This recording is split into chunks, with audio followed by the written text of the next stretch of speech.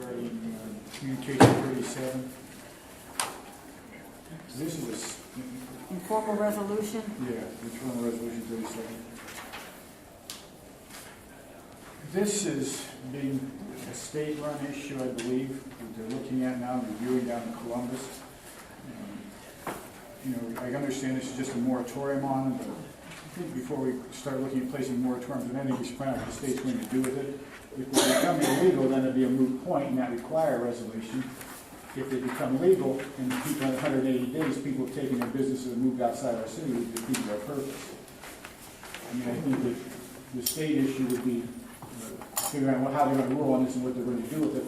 And you also did take into effect that pretty soon the casino dollars are going to be coming, looking at it. They'll have a major influence on what the state does. As soon as you get casinos open, these things, the state will probably impose different rules and regulations.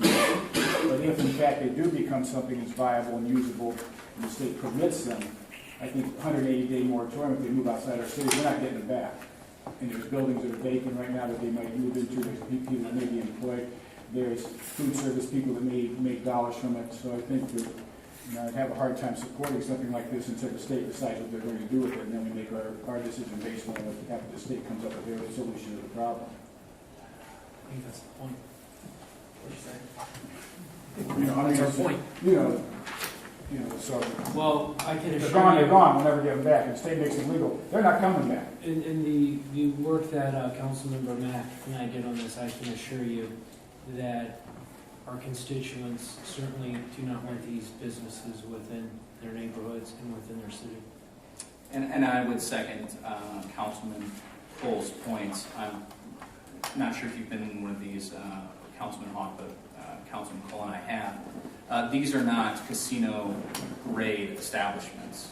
These are places to where you walk up to them, you have to hit the buzzer to be let in. They're completely full of smoke, and admittedly, on the floor, giving payouts as high as $4,000. We all know that's a violation of Ohio's gambling laws. And so the question, at least how it's framed in my mind, and I don't mean to speak for Councilman Cole, but I think this is the case as well, are we going to continue to let these places openly violate gambling laws when our safety forces are very, very strapped? Or are we going to say, hold on a second, let's take a step back, let's see what the state of Ohio is going to do on this issue?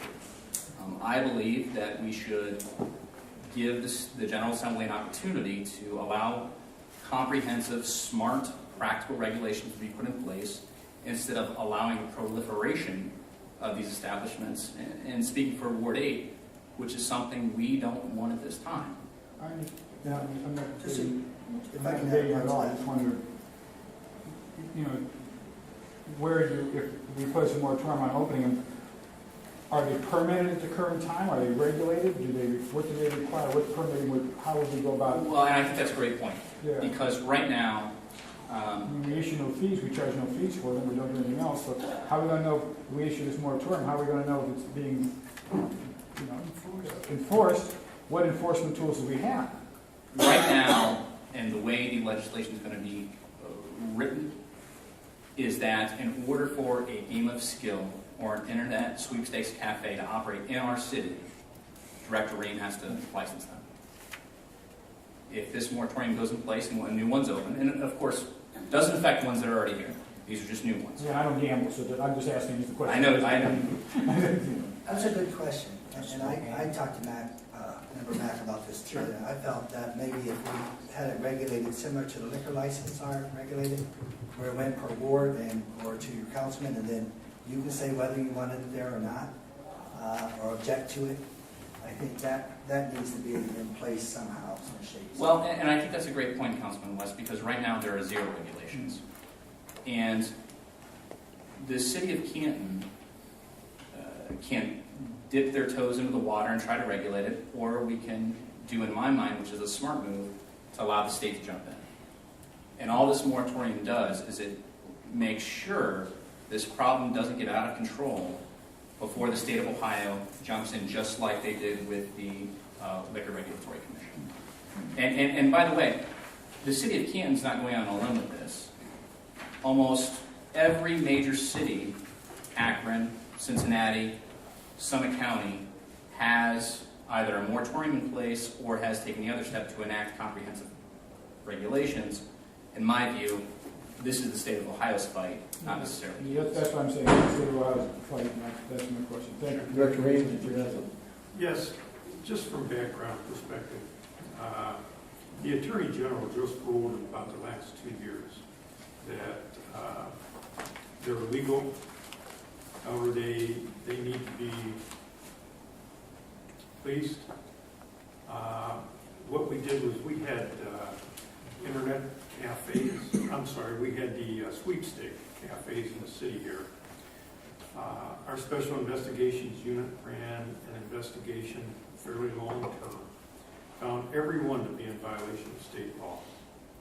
We had a meeting with the prosecutor's office. These are extremely expensive cases for us to, number one, work, and number two, to prosecute. You have to bring in expert testimony, you have to jump through a lot of hoops in order to hopefully get your conviction. What we did was we took a route of revoking their license because they were in violation of the law, and they all packed up and went elsewhere, which personally I think was a good thing for the city of Canton. The internet cafes are different. The internet cafes operate under or kind of through a loophole. So when I get these applications, when I find a particular problem, I can't just categorically turn down their licensing in the city of Canton. What other jurisdictions are finding is that they're tightening up the licensing of these locations and charging better fees than what we have. A few other communities have just recently raised their rates on these places. They're looking for greener pastures, so to speak, and just within the past week, week and a half, we got, I believe it's 6 or 7 requests to open these businesses. So we can either do something about it in pretty short order, or we're going to have these sitting all over our city. Because by state law, as it stands right now, they can't operate these legally. What we know is we have not seen that legal operation, and then it throws us behind a trick bag because they're expensive investigations and expensive prosecutions for misdemeanor crimes. So that's the quagmire that we're kind of faced with, and I applaud Member Cole and our new member, Mr. Mack, for the interest they've put in. I think it's a positive step forward to allow us to sit back and see if we want to change our licensing here in the city. And unless Member Mack knows differently, I know of nothing going on the state level in regards to the at this time. They're kind of looking at the bigger games being the casinos that are getting ready to open. So there's no motion down in the Attorney General's office that I'm aware of at this time to address these internet cafes. So from a public safety perspective, I think the Chief would concur with this. We support this informal resolution for a 6-month moratorium to let us kind of think and work through these issues. all right, thank you.